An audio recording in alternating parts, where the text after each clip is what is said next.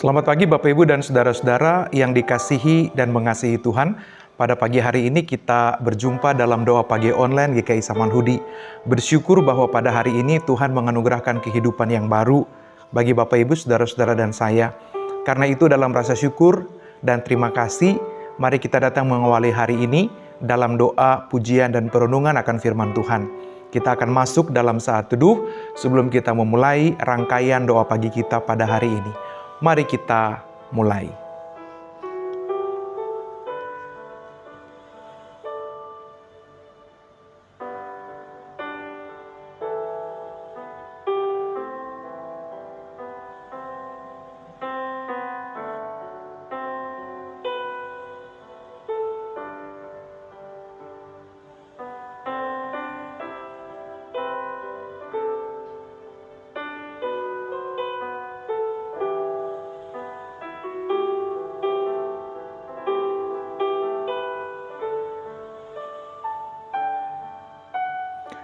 Kami mengucapkan syukur dan terima kasih padamu Tuhan, oleh karena pemeliharaanmu kami ada pada hari yang baru.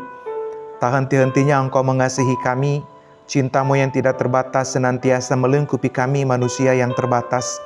Oleh karena itu pengalaman iman bersama dengan Tuhan senantiasa menjadi bagian yang meneguhkan dan memampukan.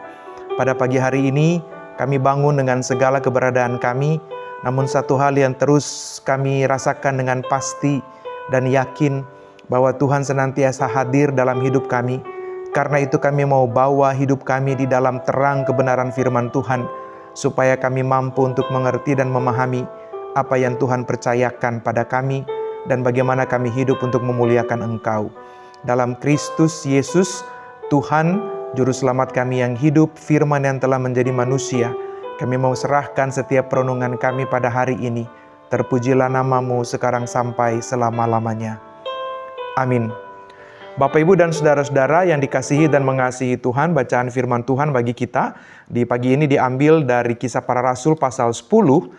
Teks kita sebenarnya akan dimulai dari ayat 1 sampai ayat yang ke-43. Tapi demi kepentingan percakapan kita, saya membatasinya pada ayat 34 sampai ayat yang ke-43. Dari Kisah Para Rasul pasal 10 ayat 34 sampai 43. Mari kita lihat Kisah Rasul pasal 10 ayat 34 sampai 43. Lalu mulailah Petrus berbicara, katanya, "Sesungguhnya aku telah mengerti bahwa Allah tidak membedakan orang. Setiap orang dari bangsa manapun yang takut akan Dia dan yang mengamalkan kebenaran berkenan kepadanya. Itulah firman yang Ia suruh sampaikan kepada orang-orang Israel, yaitu firman yang memberitakan damai sejahtera oleh Yesus Kristus yang adalah Tuhan dari semua orang. Kamu tahu tentang segala sesuatu yang terjadi di seluruh tanah Yudea, mulai dari Galilea sesudah baptisan yang diberitakan oleh Yohanes, yaitu tentang Yesus dari Nazaret. Bagaimana Allah mengurapi Dia dengan Roh Kudus dan kuat kuasa Dia yang berjalan berkeliling sambil berbuat baik dan menyembuhkan semua orang yang dikuasai iblis. Sebab Allah menyertai Dia, dan kami adalah saksi dari segala sesuatu yang diperbuatnya di tanah Yudea maupun di Yerusalem. Dan mereka telah membunuh Dia dan menggantung Dia pada kayu salib. Yesus itu telah dibangkitkan Allah pada hari yang ketiga, dan Allah berkenan bahwa Ia menampakkan diri bukan kepada seluruh bangsa, tapi kepada saksi-saksi yang sebelumnya telah ditunjuk oleh Allah, yaitu kepada kami yang telah makan dan minum bersama-sama dengan Dia setelah Ia bangkit dari antara orang mati. Dan Ia telah menugaskan kami memberitakan kepada seluruh bangsa dan bersaksi bahwa Dialah yang ditentukan Allah menjadi hakim atas orang-orang hidup dan orang-orang mati. Tentang Dialah semua nabi bersaksi bahwa barang siapa percaya kepadanya, ia akan mendapat pengampunan dosa oleh karena namanya." Nah, Bapak, Ibu, dan Saudara-saudara yang dikasihi dan mengasihi Tuhan, begitulah teks kita pada pagi hari ini. Berbahagialah kita yang mendengarkan kebenaran firman Tuhan dan dengan sukacita mewujud nyatakan dalam hidupnya setiap hari. Nah, Saudara yang dikasihi dan mengasihi Tuhan, teks-teks kita pada beberapa waktu terakhir pasca Paskah berbicara tentang bagaimana para rasul memulai pemberitaan Injil Yesus Kristus pasca Yesus naik ke surga, pasca Yesus dibangkitkan maksud saya. Dan karena itu teks-teks ini menolong kita untuk mengerti bahwa pekerjaan para rasul, pekerjaan para murid pada awal-awal kebangkitan Yesus menjadi dasar, menjadi fondasi yang kokoh dalam kehidupan beriman kita. Karena itu saudara-saudara, teks yang kita terima pada pagi hari ini dari Kisah Rasul pasal 10 sebenarnya ayat 1 sampai ayat 43. Tapi kita akan melihat teks kita ayat 34 sampai 43. Bagian teks ini secara umum dia berbicara tentang sebuah penglihatan yang diturunkan oleh Allah kepada para murid, dalam hal ini kepada Petrus dan juga Cornelius, di mana pada waktu itu ada sebuah penglihatan ketika mereka disuruh makan oleh Allah, lalu kemudian mereka nggak mau makan karena dalam tradisi Yahudi apa yang ditampakkan adalah makanan-makanan yang tidak haram. Karena itu dikatakan di sana bahwa para rasul nggak mau atau menolak untuk memakannya karena mereka hanya akan memakan makanan-makanan yang halal atau makanan-makanan yang sesuai dengan aturan-aturan agama. Namun saudara-saudara, menarik bahwa ayat 13 saja kalau kita lihat, bangunlah hai Petrus, sembelilah dan makanlah. Tapi Petrus menjawab, tidak Tuhan, tidak, sebab aku belum pernah makan sesuatu yang haram dan yang tidak tahir. Lalu kemudian apa yang menjadi respon Allah? Apa yang dinyatakan halal oleh Allah tidak boleh engkau nyatakan haram. Nah, jadi penglihatan ini kemudian dipahami, kemudian dimaknai, kemudian direnungkan sampai pada sebuah titik yang kita punya dalam teks kita pada pagi hari ini yang tadi kita baca. Lalu mulai berkatalah Petrus, sesungguhnya aku telah mengerti bahwa Allah tidak membedakan orang. Setiap orang dari bangsa manapun yang takut akan Dia dan yang mengamalkan kebenaran berkenan kepadanya. Jadi dalam teks ini saudara, kita bicara dalam konteks yang ada pada waktu itu. Jadi karena halal dan haram adalah sesuatu yang begitu ketat dalam tradisi keyahudian, menjadi salah satu pilar yang menunjukkan tentang keunikan atau eksklusivitas bangsa Yahudi. Maka ketika Petrus mengatakan saya tidak akan makan karena belum pernah makan sesuatu yang halal, yang haram, yang tidak tahir, maka firman Tuhan tadi mengatakan makanlah karena engkau tidak boleh menyatakan sesuatu itu haram kalau tidak dikatakan oleh Allah, ya. Kira kurang lebih dia mau mengatakan begitu. Coba kita lihat teksnya lagi. Apa yang dinyatakan halal oleh Allah tidak boleh engkau nyatakan haram. Jadi artinya apa Bapak Ibu dan saudara-saudara? Teks ini menjadi menarik sebab pada akhirnya ketetapan Allah itu menjadi sesuatu yang jauh lebih mendasar. Apa yang dipikirkan Allah, apa yang ditetapkan Allah bagi kita sebagai manusia, itu jauh lebih mendasar daripada serangkaian aturan-aturan yang kita taruh atau yang kita buat demi kepentingan-kepentingan kita sendiri. Artinya yang kita mau terima dalam firman Tuhan pada hari ini bahwa apa yang dipandang baik oleh Allah itu jauh lebih mendasar, jauh lebih kuat. Dan karena itu dalam konteks ini mengapa itu terjadi? Karena memang kalau kita lihat kemudian dalam konteks sosial keagamaan, misalnya orang-orang Yahudi adalah bangsa yang paling gampang menyatakan orang itu kafir atau enggak. Bangsa Yahudi adalah orang yang pada waktu zaman Alkitab itu begitu gampang memarginalkan atau meminggirkan orang. Bangsa Yahudi adalah bangsa yang paling gampang untuk menyatakan bahwa orang-orang ini adalah orang-orang yang berdosa, orang-orang yang tidak layak bagi keselamatan. Mereka dengan begitu mudahnya membagi orang dan membuat orang satu ada pada sisi yang tidak berkenan kepada Allah, dan kemudian mereka sebagai bangsa Yahudi pada waktu itu adalah bangsa yang berkenan kepada Allah. Padahal aturan-aturan atau ukuran-ukuran yang mereka buat sungguh sangat legalistik formal, hanya berbasis pada ritual keagamaan dan berbasis pada sebuah klaim eksklusivitas. Namun teks kita pada pagi hari ini sebenarnya dia mau mengatakan bahwa belas kasihan Allah, cinta kasih Allah yang tidak terbatas itu adalah sesuatu yang universal, yang terbuka kepada siapa saja. Bapak Ibu dan saudara-saudara yang dikasihi dan mengasihi Tuhan, itulah mengapa pada ayat yang ke-34 yang kita baca pada hari ini, Petrus mengatakan, aku mengerti, sesungguhnya aku telah mengerti bahwa Allah tidak membedakan orang. Kalau bangsa Yahudi pada masanya sangat membeda-bedakan orang, sangat diskriminatif, Ya, kalau kita baca teks-teks Alkitab misalnya, mereka begitu diskriminatif terhadap orang Samaria, mereka begitu melihat bangsa yang bukan Israel itu atau yang bukan bangsa Yahudi sebagai bangsa kelas 2 atau kelas 3, bangsa yang tidak layak untuk mendapatkan kasih dan belas kasihan Allah, bangsa yang kemudian dipandang rendah dan seterusnya. Tapi kemudian dalam teks-teks yang lain kita juga menemukan bahwa Yesus justru menggunakan bangsa-bangsa yang tadinya dipandang rendah dan sebelah mata oleh orang-orang Yahudi sebagai contoh tentang kualitas kehidupan yang berkenan kepada Allah. Orang Samaria yang murah hati misalnya, ya, itu menjadi sebuah tamparan telak yang Yesus pakai untuk menggambarkan bahwa justru bangsa yang menurutmu adalah tidak mengenal Allah, bangsa yang menurutmu adalah bangsa kafir, bangsa yang menurutmu adalah bangsa yang betul-betul tidak layak bagi keselamatan, justru dia melakukan perbuatan-perbuatan yang jauh lebih berkenan kepada Allah ketimbang kamu, bangsa yang merasa diri paling hebat, bangsa yang merasa diri sebagai pemilik surga, bangsa yang kemudian merasa bahwa klaim-klaim keselamatan itu hanya ada pada bangsamu sendiri. Nah, sebab itu dengan teks kita yang ada pada hari ini, karena ini adalah ada dalam konteks pasca kebangkitan Yesus, maka Petrus dan para rasul pada awal kekristenan itu mengatakan bahwa apa yang dilakukan oleh Kristus, kematian dan kebangkitannya, penderitaannya yang ada di atas kayu salib, itu adalah sebuah pengorbanan universal yang kemudian akan berlaku kepada siapa saja yang mau menerima Dia sebagai Tuhan dan Juru Selamat kehidupan. Jadi artinya peristiwa salib, kebangkitan Yesus, itu bukan peristiwa eksklusif hanya bagi bangsa Yahudi.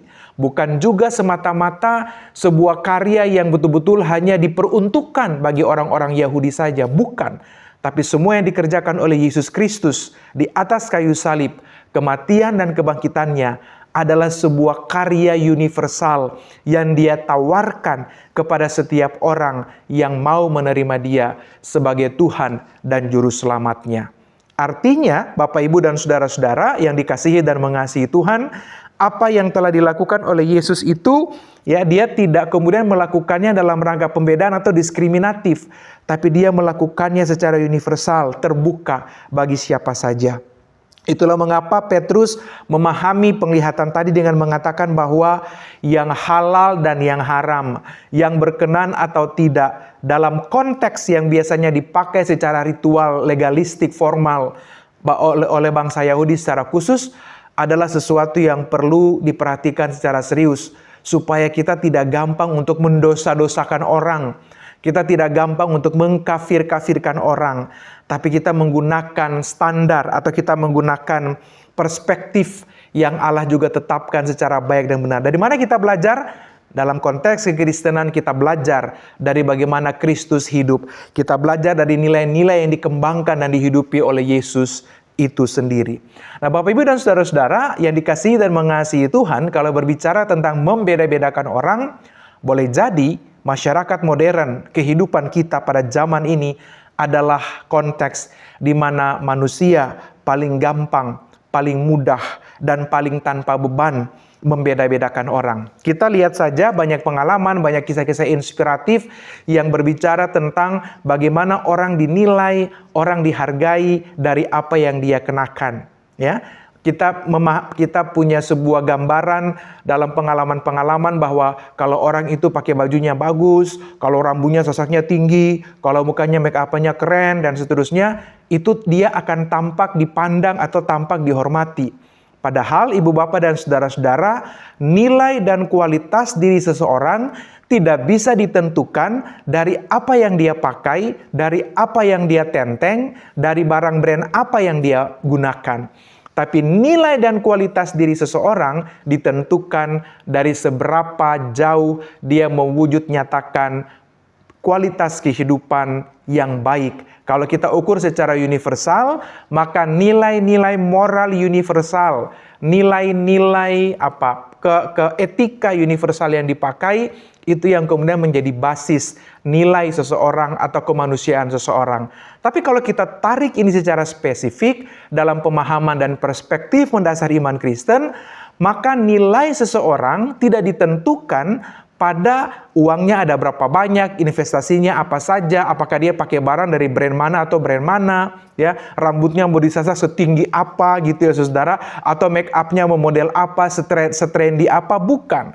Tapi kualitas dan nilai seseorang diukur pada seberapa jauh orang menghidupi teladan Kristus dalam kehidupan sehari-hari. Jadi patokannya bukan pada apa yang orang pakai, bukan apa yang orang kenakan, bukan apa yang dia punya. Tapi patokan atau nilai seseorang ditentukan pada sejauh mana dia mewujud nyatakan teladan dan nilai-nilai Kristus di dalam hidupnya. Ini menjadi penting, ibu bapak dan saudara-saudara. Mengapa? Karena kalau kita mengukur orang hanya dengan ukuran-ukuran dunia, sebagaimana yang kita bicarakan tadi, maka pada akhirnya saudara dan saya tidak akan mampu untuk sampai pada teladan Kristus. Karena kita akan terlalu punya begitu banyak kepentingan. Kita akan terjebak pada hal-hal yang sangat material sifatnya. Nah, karena itu misalnya perumpamaan tentang atau kisah tentang seorang muda yang kaya datang kepada Tuhan lalu tanya apa yang bisa dia lakukan supaya masuk ke dalam kerajaan surga. Lalu Yesus mengatakan apa? Pulanglah dan jual semua milikmu lalu ikutlah aku. Ya, karena dia bilang saya tidak berzina, saya tidak mencuri, saya tidak seterusnya, semua hukum-hukum Taurat secara legalistik formal telah dia lakukan. Tuhan bilang kurang satu. Pulanglah jual semua harta milikmu dan kemudian ikutlah aku. Tapi apa yang dikatakan oleh teks, dia kemudian pergi dengan sedih hati karena hartanya banyak. Nah, jadi artinya saudara-saudara, kita nggak bisa ukur orang hanya dari segi-segi yang demikian. Tapi kesediaan untuk mengikut Tuhan dalam artian itu, kesediaan untuk melepaskan segala kebanggaan, segala kemelekatan, segala predikat untuk hidup di dalam kualitas ilahi. Itulah menjadi bagian yang utama dan penting dalam kehidupan kita bersama. Sebab itu kita punya dasar yang harusnya baru dan ditransformasi. Kita akan mengukur orang atau kita akan melihat orang tidak lagi terjebak ya pada hal-hal yang dikenakan, tapi kita mau melihat bagaimana kualitas karakternya, bagaimana komitmen imannya, bagaimana dia menghidupi teladan Kristus dalam kehidupan setiap hari. Apakah ia penuh dengan kebersyukuran, pikirannya penuh dengan hal-hal yang positif, apakah ia begitu tegas dalam kehidupan beriman, mewujud nyatakan atau tidak. Ini menjadi penting ibu bapak dan saudara-saudara karena di tengah-tengah dunia yang dimanjakan oleh pengalaman-pengalaman visual, apa yang bisa terlihat, appearance kita, orang-orang kadangkala kita menemukan pengalaman ya bahwa orang yang pakai baju cakep, baju bagus aja bisa jadi penjahat. Bapak Ibu bisa mengklasifikasikan masing-masing gitu ya. Contoh aja beberapa orang dengan pengalaman perjalanan ke Eropa mengatakan bahwa justru para pencuri di negara-negara maju ya, para tukang para pencuri yaitu adalah orang-orang yang pakai baju bagus ya. Bapak Ibu pakai baju yang rapi. Di Instagram misalnya kita melihat di Indonesia saja ada bahkan sindikat pencuri tas yang masuk ke restoran-restoran yang bagus dan mereka bergaya dengan baju yang bagus ya, pakai kemeja ya yang rapi ya, ada beberapa juga yang pakai dasi, celana bahan, kelihatannya rapi dan bagus, tapi ternyata mereka adalah para pencuri.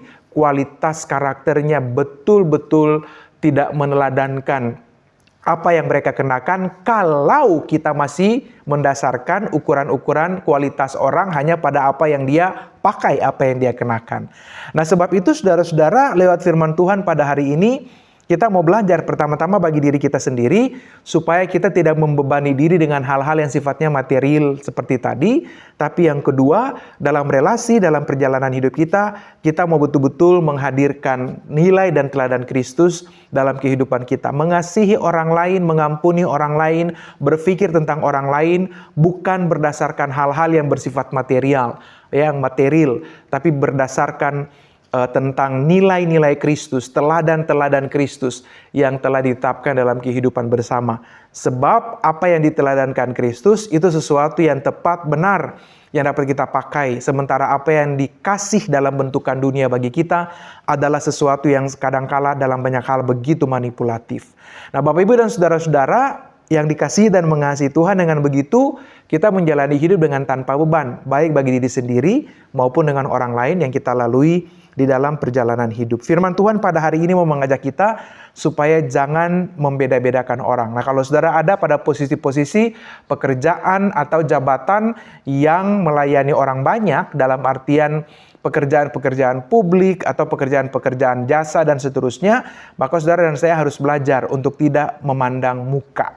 Belajar untuk tidak budaya khas kita mengatakan tidak pandang bulu, tapi kita mau belajar untuk betul-betul menerapkan nilai dan kualitas iman secara merata kepada siapapun. Sebab Tuhan tidak membeda-bedakan orang. Jangan karena orang itu baik, orang itu suka melakukan hal-hal yang menyenangkan bagi kita, lalu kemudian kita melebih-lebihkan perbuatan-perbuatan kita kepada mereka. Nggak boleh.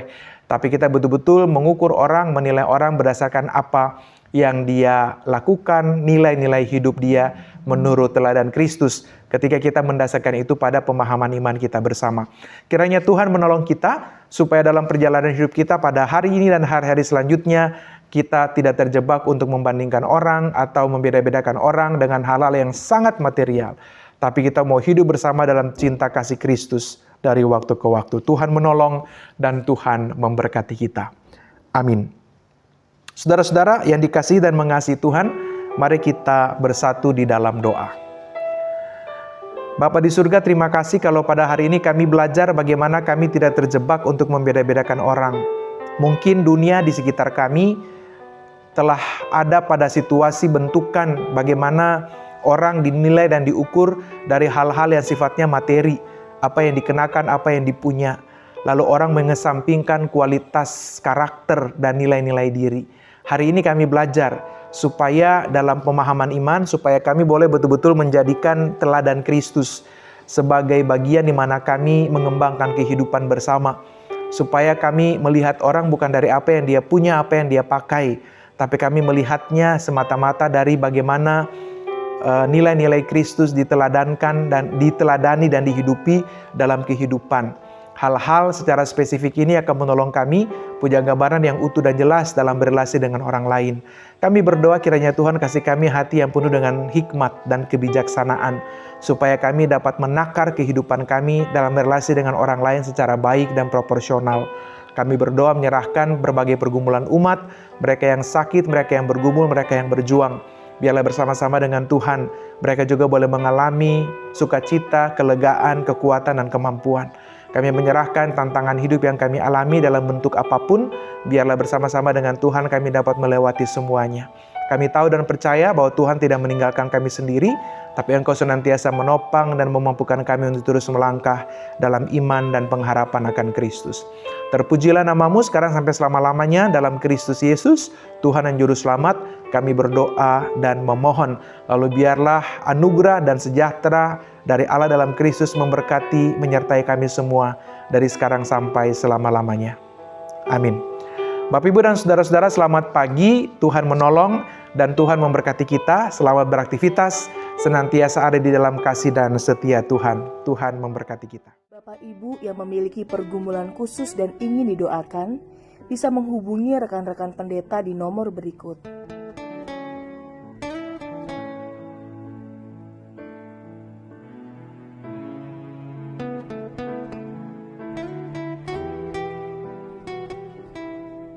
Tuhan Yesus memberkati.